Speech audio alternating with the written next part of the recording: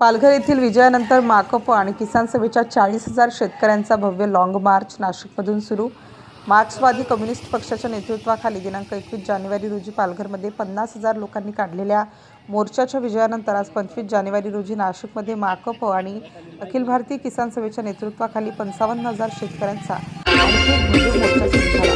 या मोर्चाचे नेतृत्व माकपचे पॉलिट ब्युरो सदस्य आणि किसान सभेचे राष्ट्रीय अध्यक्ष डॉक्टर बजरंग ढोणे, माकपचे माजी केंद्रीय समिती सदस्य आणि किसान सभेचे माजी प्रदेशाध्यक्ष माजी आमदार बीपी गावित, माकपचे केंद्रीय समिती सदस्य महाराष्ट्र राज्य सचिव आणि किसान सभेचे अन्यायाविरुद्ध करूया लढा, आपला समाज एकजूट करा। अन्यायाविरुद्ध करूया लढा, आपला समाज एकजूट माकपचे करा। राज्य समिती सदस्य किसान सभेचे राज्य अध्यक्ष आणि इतर अनेक करत आहेत। पालघरमधील संघर्षाप्रमाणे नाशिकमधील संघर्षही दोन मुख्य मुद्द्यांवर आधारित आहे। हे सिद्ध करूया चला, हे सिद्ध आणि एसा सिंचन योजना, जिल्हा परिषदेच्या शाळांमधील हजारो रिक्त जागा भरणे इत्यादींबाबत पूर्वी दिलेल्या अनेक आश्वासनांची अंमलबजावणी न करण्याशी संबंधित आहे।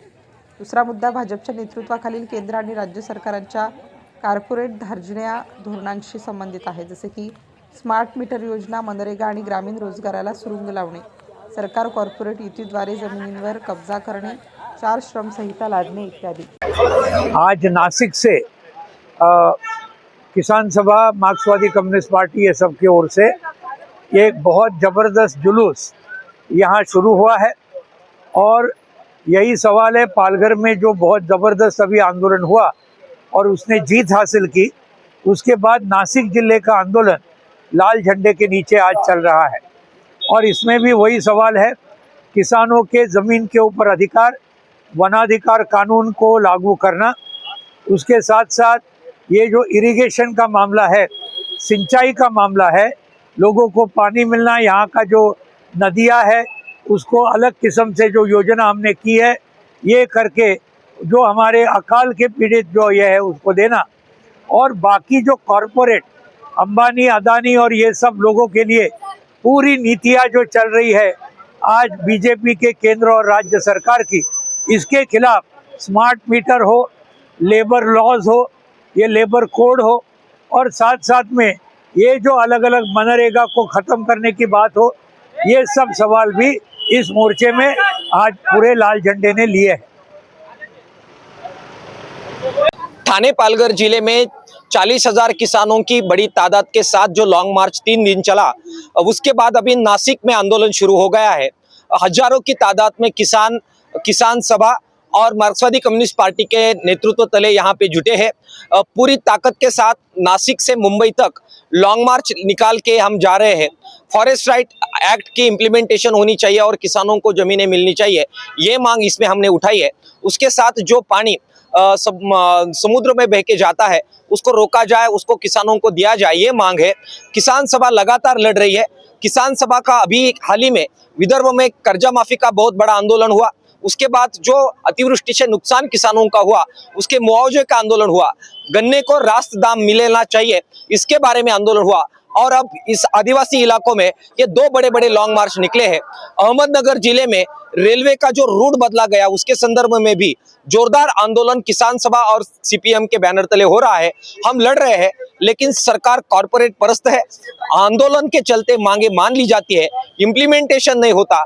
इम्प्लीमेंटेशन होना चाहिए, इसके लिए बड़ा जुझारू संघर्ष महाराष्ट्र में लाल झंडे के बैनर तले हो रहा है। आमचा हा लॉन्ग मार्च हा 5वा लॉन्ग मार्च आता महाराष्ट्राच्या मुंबईच्या दिशेने निघालेला आहे। याच्या अगोदर आम्ही ह्याच मागण्या घेऊन, याच्यामध्ये थोडाफार फरक असेल पण ह्याच मागण्या घेऊन आम्ही मुंबईला गेलो होतो। फडणवीस साहेबांनी 2018 साली, त्यानंतर 2019 ह्या दोन्ही लॉन्ग मार्चला त्यांनी समाधानकारक अशा प्रकारचे उत्तरं दिली, त्याच्या आमच्या मागण्या मान्य केल्या, पण त्या मागण्याची अंमलबजावणी झाली नाही। त्यानंतर 2023ला एकनाथ शिंदे साहेब मुख्यमंत्री असताना लॉन्ग मार्च निघाला। त्या मोर्चाच्या तर मागण्या त्यांनी विधानसभेमध्ये मान्य केल्याचं घोषणा केली आणि त्याची पण अंमलबजावणी झाली नाही। आता जे लोकांचे प्रश्न आहेत संबंध महाराष्ट्राच्या ग्रामीण भागामधलं शिक्षणाचा वाटोळा झालेला आहे, त्याच्याबद्दल आम्ही एक मुद्दा घेतलेला आहे आता. त्याचबरोबर संबंध महाराष्ट्राच्या शेतकऱ्याला 24 तास वीज मिळाली पाहिजे अशा प्रकारची मागणी घेऊन आम्ही मुंबईला चाललेलो आहोत. त्याचबरोबर वन जमीन जो कायदा 2006 साली झाला, परंतु आज 2026 साल उजाडलं, 20 वर्ष पूर्ण झाली, पण अंमलबजावणी अजून त्याच्या कुठल्याही प्रकारची झाली नाही. आणि त्यामुळं सरकारकडून मिळणाऱ्या ज्या सवलती आहेत, योजना आहेत, त्या आम्हाला कोणाला मिळत नाही. अत्यंत अल्प अशा प्रकारची जमीन आमच्या सर्टिफिकेटवर दिलेली आहे. ती जमीन आमच्या ताब्यामध्ये जेवढी आहे तेवढी आम्हाला मिळाली पाहिजे, ही प्रमुख मागणी आहे. 7/12 अलग झाला पाहिजे, कारण एका गावाचा एक 7/12, एका गावामध्ये 200 प्लॉटवाले असतील तर 200 लोकांचा एक 7/12 दिलेला आहे. आणि हा 200 लोकांचा 7/12 कुठल्याच कामाचा पडत नाही. आणि म्हणून 7/12 प्रत्येक माणसाला, प्रत्येक शेतकऱ्याला स्वतंत्र दिला गेला पाहिजे. त्याचबरोबर जसं भात पिकाला हेक्टरी 20,000 रुपये सरकार अनुदान देत आहे, तसंच सोयाबीन आहे, त्याचबरोबर मका आहे, स्ट्रॉबेरी आहे, आणखीन सफेद मुसळी आहे. हे जे नाशिक जिल्ह्यामध्ये येणारं पीक आहे, ह्या पिकाला सुद्धा सरकारने हमीभाव दिला पाहिजे आणि त्याला बोनस डिक्लेअर केला पाहिजे, मार्केट उपलब्ध करून दिलं पाहिजे. ह्या लहान लहान मागण्या आमच्या आहेत आणि आमच्या मागण्या ह्या सरकारला आर्थिक बोजा पडेल अशा कुठल्याही मागण्या आम्ही केलेल्या नाही. कायदा नवीन करायचा आहे असं पण आमची मागणी नाही आहे. जे कायदे झालेले आहेत, जे निर्णय झालेले आहेत सरकारचे, ते निर्णय सरकारने योग्य पद्धतीने पार पाडावेत, काटेकोरपणे त्याचं पालन करावं, त्याची अंमलबजावणी करावी, ही एकमेव मागणी घेऊन आम्ही चाललोय. सरकारला याची कुठल्याही प्रकारची म्हणजे तोशीस लागणार नाही, सरकार अडचणीत येणार नाही, अशा प्रकारचे हे आमचे प्रश्न आहेत. आणि हे प्रश्न अद्यापर्यंत सरकार याच्याकडे दुर्लक्ष करत आहे. ह्या वेळेस आमचा निर्धार आहे, हे प्रश्न जर सुटले नाही तर मुंबईपर्यंत आमचं जाण्याचं निश्चित झालेलंच आहे.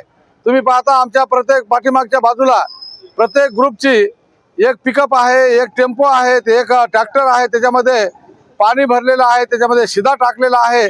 सगळं 1 महिन्याचं शिधा सामुग्री बरोबर घेऊन आम्ही निघालेलो आहोत. त्यामुळं आम्ही मध्ये अर्ध्याहून परत येऊ अशा काही होणार नाही. आमचा प्रश्न जोपर्यंत शेवटाला जात नाही, सुटत नाही, त्याची आम्हाला खात्री होत नाही, तोपर्यंत आम्ही पाठीमागे येणार नाही. भले ते मुंबईत पोहोचल्यानंतर ते म्हणतील आझाद मैदानावर बसा, इथं बसा, तसं होणार नाही. आम्ही मंत्रालयाला घेराव टाकून बसणार आहोत आणि ती जबाबदारी सरकारची आहे. याच्यामध्ये म्हातारी माणसं आहेत, काही आजारी पण माणसं आहेत, त्याचं जर वाटेत काही झालं तर ही पण जबाबदारी सरकारची आहे. हे सरकारने एकदा निश्चित अशा प्रकारचा विचार केला पाहिजे, सरकारने याची दखल घेतली पाहिजे आणि आमचा प्रश्न हा तात्काळ मार्गी लागला पाहिजे, अशा प्रकारचं आम्ही सरकारला आवाहन करतोय. याच्या पुढे आमच्या ठाणे पालघरच्या हद्दीमध्ये गेल्यानंतर शहापूरला ठाणे पालघरचे तिथले शेतकरी आमच्यामध्ये सामील होणार आहेत. आपले नगर जिल्ह्यातले शेतकरी हे वाटेमध्ये सामील होणार आहेत. नाशिक जिल्ह्यातले उर्वरित शेतकरी जे घरी आहेत ते पण येणार आहेत. Star news bureau, Nashik.